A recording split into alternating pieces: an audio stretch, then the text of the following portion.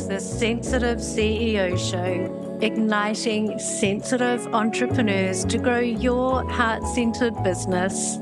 I'm your host, Rose Cox, and this podcast shares with you inspiring and thought-provoking conversations for sensitive entrepreneurs wanting to grow a sustainable online business in a way that feels exciting and aligned with your soul.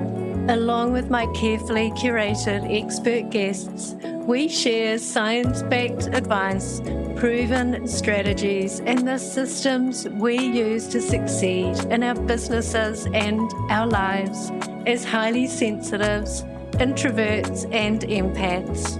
And by the way, if you would like to be updated on when each episode is released, feel free to subscribe to the short and sweet newsletter. You'll also get weekly recommendations and tips, especially for HSPs, empaths, and introverts. To subscribe, pop on over to the website sensitiveceo.show or rosecox.com/pod. Now on to today's show. Hey, it's Rose, and welcome to another episode of the Sensitive CEO Show. And in today's episode, it's my absolute pleasure to introduce you to Martina Barnes.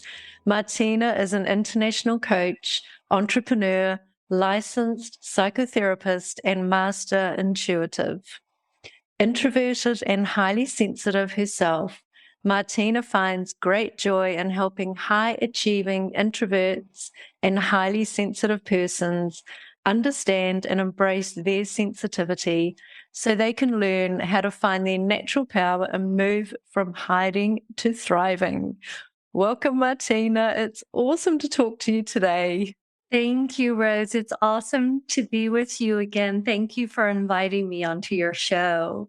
Well, I'm so excited about our topic today, polyvagal theory. I think a lot of people will be interested in that. Could you, start us off with why you chose this topic in particular? Such a big part of the work that I do with executives, especially those who are introverted and highly sensitive, quite a bit of the work I do, in addition to the neuroscience work, is I work with their nervous system, because if our nervous system is dysregulated, our thoughts are dysregulated often, and our emotions are dysregulated. So there's been quite a bit of exciting research in the recent years that have come out by a researcher named Dr. Stephen Porges. And he's identified, rather than just two branches of the nervous system, the sympathetic and parasympathetic, which is also known as the autonomic nervous system, he's identified a third branch of it, and that is based in the vagus nerve. I always want to say Vegas, baby, like in Las Vegas, but it's not spelled the same way. But it's easy to remember it that way, that we have a vagus nerve that starts at the brainstem, and it winds like a serpent through the body, and it touches all of the major organs in the body. And this is what he's identified as the third branch, and thereby calling it polyvagal. Mm-hmm. So in my experience, we can shift our mindset, we can do positive self-talk, we can ground ourselves, all of these things. But if we don't know how to regulate our nervous system, then other things are going to be quite difficult. Yeah, I love that. And I've actually read one of his books. I can't remember which book, because he has written a few books, hasn't he? I think so. And there's a clinician who has taken his work. Her name is Deb Dana, and she has put it into languaging for clinicians like therapists to then teach in very accessible ways and accessible languaging. And so Stephen Porges did all of the research, and the Deb Dana came along and said, okay, here are ways to actually regulate the polyvagal nervous system. I was just going to ask how you use this regulation to help or work with your clients.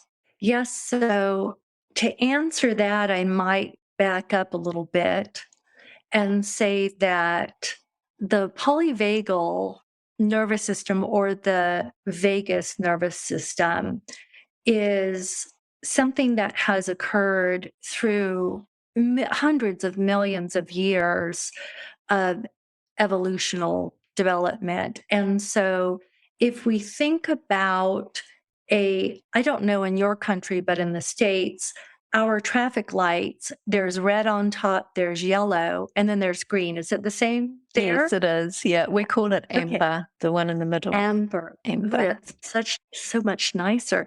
So if you think about flipping that stoplight upside down, and we go to the bottom, the red, this is the dorsal vagal system. And it is in evolution, it's believed that when a threat came along that was life-threatening, the only option was to completely freeze and shut down.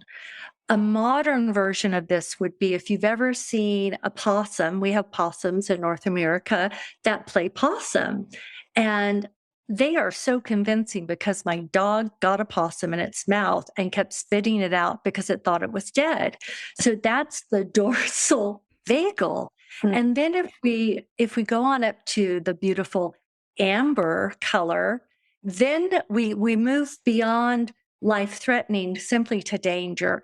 And the danger, the amber color, we're familiar with as the sympathetic nervous system, which is fight or flight. We're going to activate and go into fight or flight. Then as we continued our evolution, then we came into the green, and green is connection. It's social connection.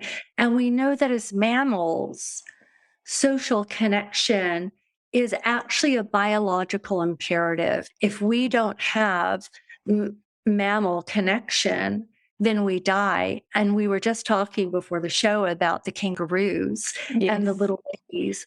Joeys, is that what they're called? Joeys, yes. Joeys that are in the little pouch are like, they're going to die if mom's not there. And so this is this third branch of the vagal system, or the vagus nerve, is what allows us to feel safe, connected. It allows us to thrive. But if you think about the pressures, especially of COVID, and nobody having a roadmap, and let's say you're an executive and you're a highly sensitive executive, not only are you feeling loss of connection yourself, in-person connection, if you're leading a team, then you're also feeling that loss of connection. You're feeling dysregulated as the executive team leader, and your team members are also feeling dysregulated. Even if you don't know that term dysregulation, I think everyone can bring to mind, especially that first year of COVID, and how dysregulating it was. Does that make sense? Yeah, absolutely. And even now, I mean, I know it's been a couple of years or over a couple of years, but there's still I know a lot of my clients do have their nervous systems are still in fight flight, and a lot of them are shutting down as well.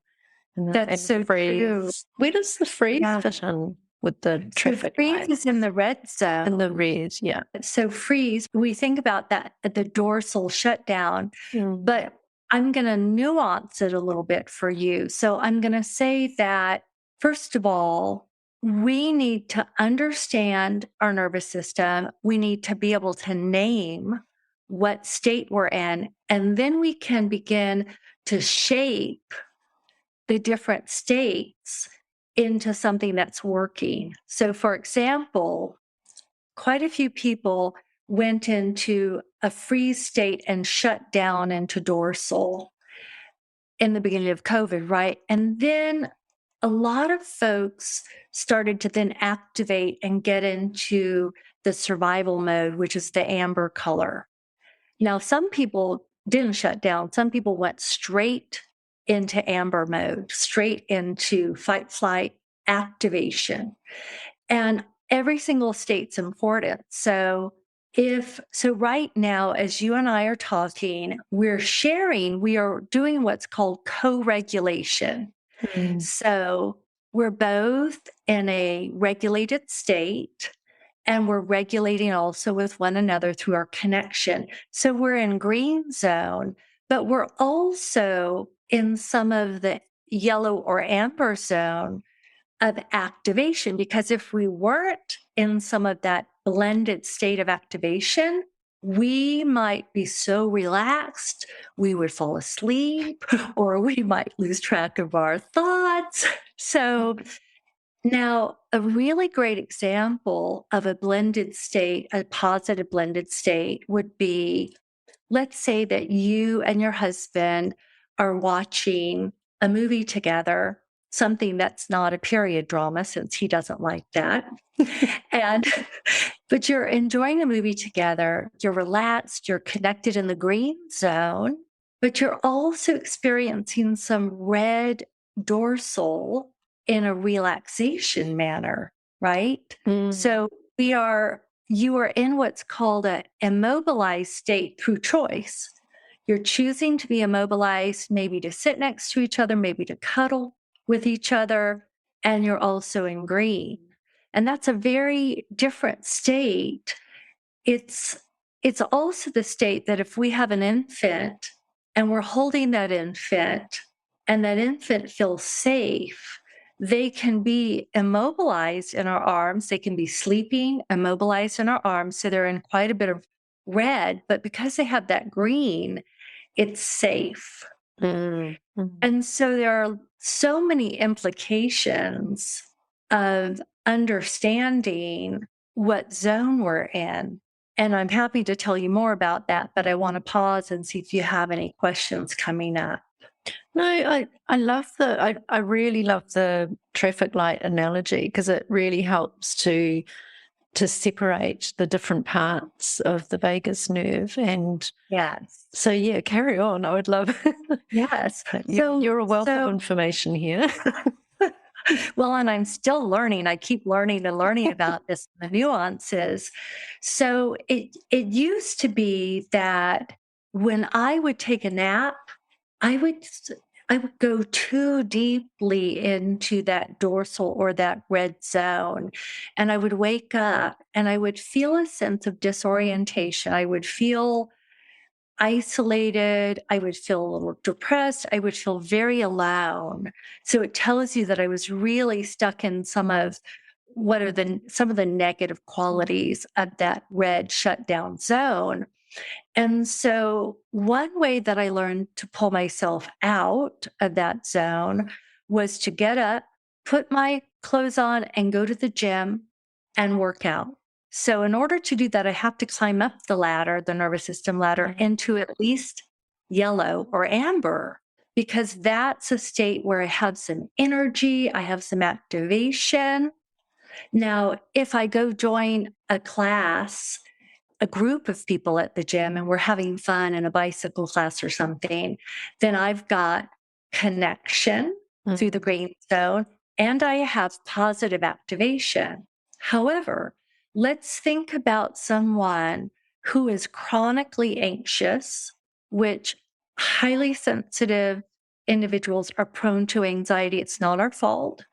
It's the way we're wired. So not only is our brain wired in a more sensitive way than 80% maybe of the population, our nervous systems are also more highly attuned to safety or danger. So let's say I am in a chronic state of yellow zone of anxiety. And then a big event happens at work and I get even more anxious. And then another event happens and I can't come out of this state of activation to the point that maybe I'm not sleeping well, maybe I'm not eating enough, maybe I'm eating too much because I'm dysregulated. And one of the things that we know about anxiety is that historically in the medical model, anxiety was considered that it originated from the head or brain. But now what we're finding out through Dr. Porges's research is that it's actually in the nervous system.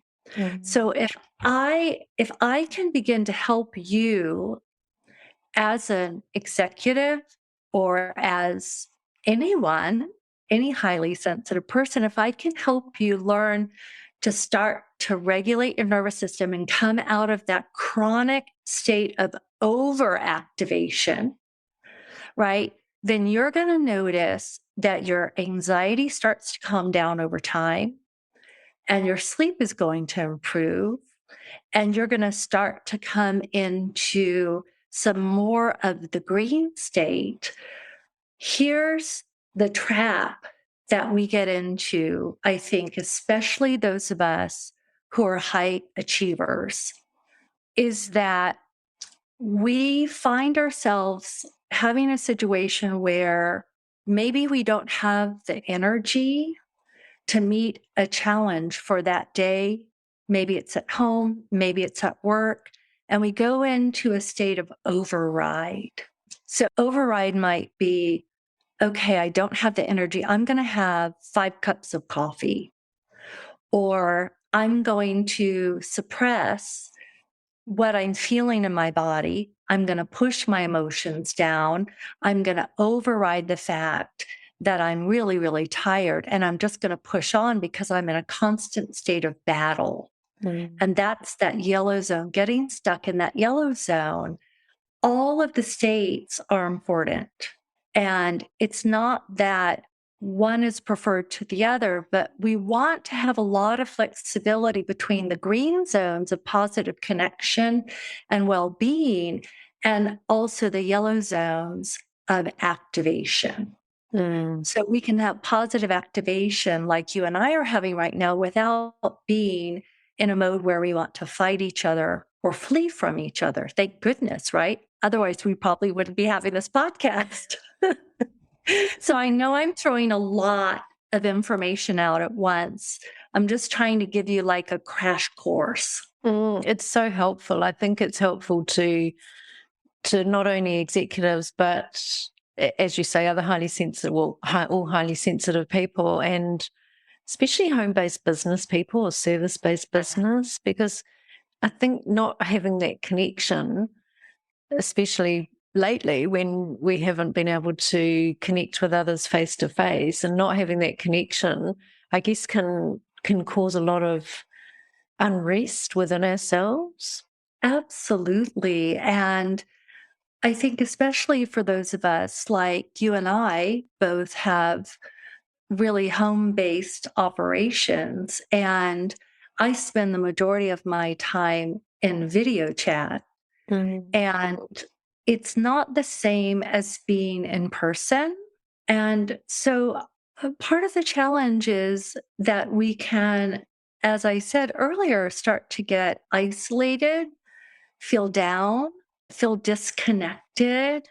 And that, I think, the world was feeling especially hard the first couple of years of the pandemic. I suppose we're 2021. Yeah, we're in our third year now. Yeah. Right? Hard to believe.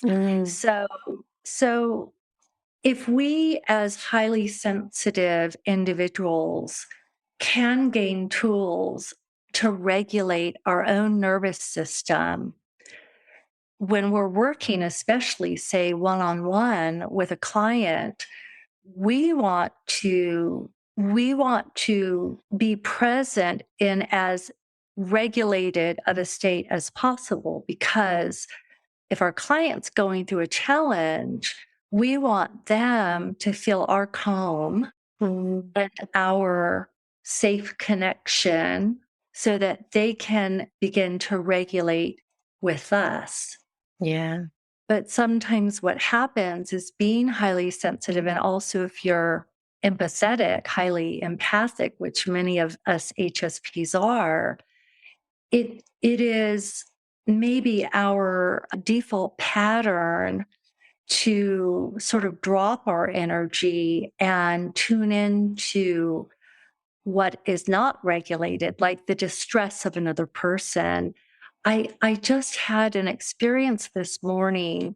It wasn't my experience, it was my client's experience. And he's highly sensitive. He's very empathic, and he's never had this experience before, but he ran into an old friend at a conference and found out that her adult son had died last fall.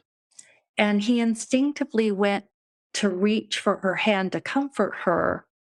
And what happened, she started sobbing, and he felt all of her grief pour into him. Yeah. Oh, gosh. And I'm guessing some of your listeners will really relate to that story. It's so easy to take on others' emotions as an empath. Yeah. It truly is. And I think sometimes it's even challenging to know, is this my emotion or is this their emotion?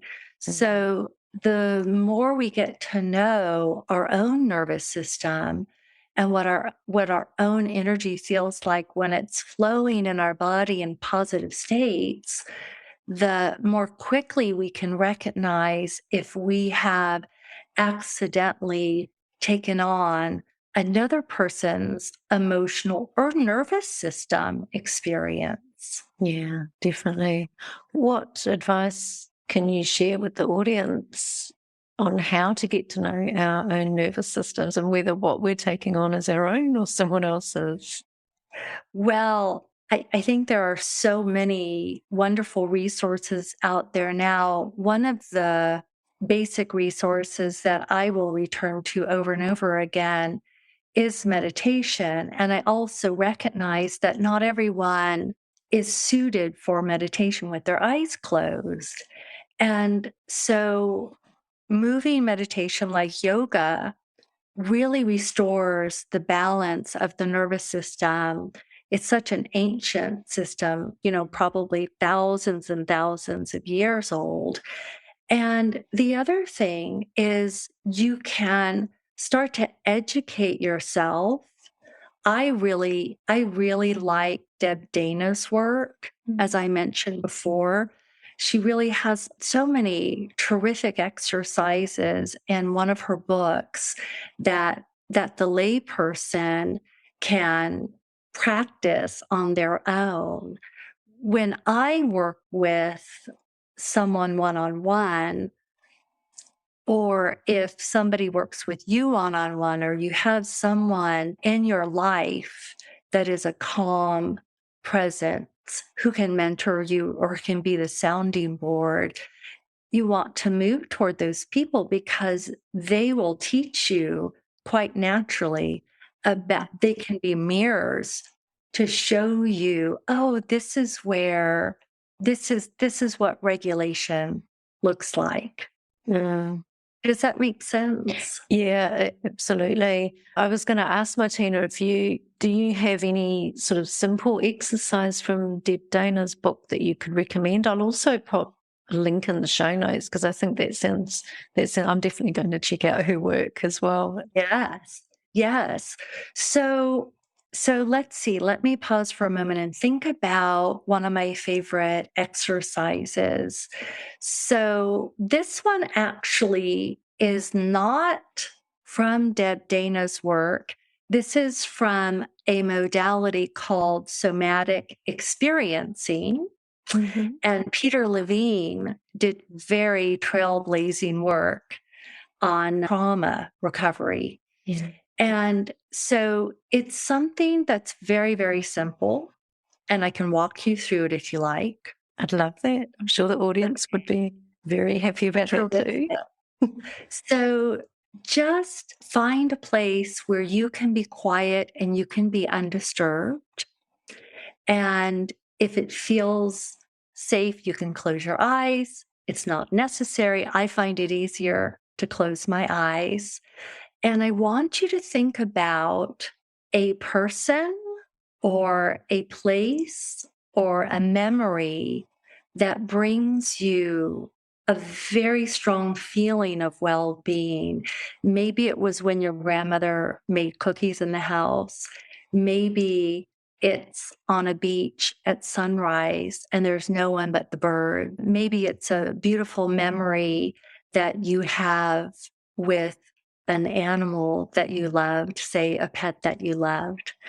And what you do is you bring this person, this place, this memory, this animal to mind, and you recount to yourself a description of, oh, what it was like when I would come into grandmother's house and she would time the cookies after school to be ready to come out of the oven. And the smell was incredible. And my stomach would start gurgling. Or I'm thinking about my beloved pet that's no longer with me, who always came to me when I was sad or disturbed about something. And then you pause and you notice, you simply notice what's going on inside you. Do you feel tingles? Do you feel warmth? Do you feel a little bit of a lift of happiness in your heart? That's a beginning way to start to track your nervous system by coming into first a very, very positive state. And then it's really best if you can even find somebody to do this with. Then you bring to mind something that is mildly annoying. Maybe somebody cuts you off in traffic and your heart jumps a beat because you got scared, and you're that calm, peaceful state you are in, listening to music, singing maybe your favorite song, is all of a sudden interrupted. Then you pause and you notice what just happened. Did my heart rate increase? Did my breathing become more shallow? Did my throat start to tighten up? So you're tracking this different state where you've gone from a green zone of connection to something beautiful and positive into a yellow zone or an amber zone of mild fight or flight. And then you go back to the first place you started and you recount some more details about that beloved person or that beloved pet. You start to notice the contrast. Does that all make sense? Yeah, I'm loving this. Yeah. Yeah. And so it's wonderful if you do it with a friend. You could do it with a husband and just start with your positive state, describe it, then go to the mild annoyance, then go back to your positive state. And then you're simply recounting or reporting to your partner what you're noticing. And then there is if your audience contacts me at Martina at thebraveintrovert.com and says, I heard you on Rose's podcast, I will send them a little infographic about what qualities are in the green zone, what qualities are in the amber zone, and what qualities are in the red zone. And that way, it's the very first step in learning to name what state are you in. And once you know you're in a particular state, then you can start to find out, well, what brings me out of that amber state of overactivation into a place where I feel calmer? Maybe it's connecting with a friend I trust or a mentor, and that's going to start to bring me into green. Or let's say I'm in red and I'm seeing everything as a life-threatening danger to the point that I just want to go to bed and pull the covers over my head. Then you can start to notice, oh, that's the state I'm in. I need to do something activating, positively activating. Maybe I'm going to get up and take a walk. I'm going to call a friend. I'm going to make a meal. That's going to I'm going to find out what brings me out of that zone. And then it's really a beginning, like an exploration from there. Brilliant. I love that. And I'll pop your email in the show notes as well so people can contact you. And Yes. I might get you to send me that infographic too. I'd be very interested. I would be delighted to send you that infographic. It truly is life-changing. And when I was in college and I was having migraine headaches, I was from that generation. It's probably still available. I went through biofeedback, not the neurobiofeedback, but biofeedback. And you work with a clinician and you're learning to start to regulate that sympathetic arousal and come into a more calm parasympathetic state. And I think that was the beginning, really, from a scientific standpoint, where we really began to understand. I mean, we're talking back in, the late 70s, early 80s, maybe before then, where people started to realize, oh, there is a connection between the mind and body, which seems so apparent and obvious now, but many, many, many decades ago, it wasn't. And so this is the new realm of nervous system regulation without having to have a machine hooked up to you. I actually have a very simple little inner balance device from HeartMath, and I know that's very good for the regulation of the nervous system. Absolutely. Sorry, I didn't mean to speak over you. It's fine. Yeah. I just was going to mention right before you said that, I thought, go to HeartMath Institute. And they have so many free balancing little meditations that you can do. And it's really along the lines of that exercise I just shared with you in the audience. Yeah. They have a version of that. Yeah, I've got their app that the machine or that the little device hooks into, and they've got beautiful meditations as part of that. So I'll pop that in the show notes as well. But I noticed that we're coming up for time already. There's actually a lot more I wanted to ask you, Martina, but we really need to wrap up because I've promised the audience that we're keeping the episodes to 30 minutes or less. Yeah. But it's just been wonderful talking to you as always, and I will pop everything into the show notes. But again, I just want to thank you so much for being on the show, and yes, thank you for everything that you shared today, Martina. Oh, it's an absolute delight. And I hope that it can help your listeners in some way, just as a starting point. Thank you. And thanks everyone for tuning in to another episode. Thank you so much for listening to this episode of the Sensitive CEO Show. If you enjoyed this episode, or if you think it would be useful for someone else, please leave me a review on sensitiveceo.show. Just follow the prompt in the menu. Each month, I'm offering one lucky reviewer a chance to win a 1-hour business and mindset audit with me. This in-depth audit covers the 5 pillars of your online business, and you'll walk away with super clear action steps specifically for you and your business. You'll be re-energized and motivated to step into your greatness. You'll also find all of the show notes for each episode on the website sensitiveceo.show. And while you're there, make sure you subscribe to the short and sweet newsletter. You'll get weekly recommendations and tips, especially for HSPs, empaths, and introverts.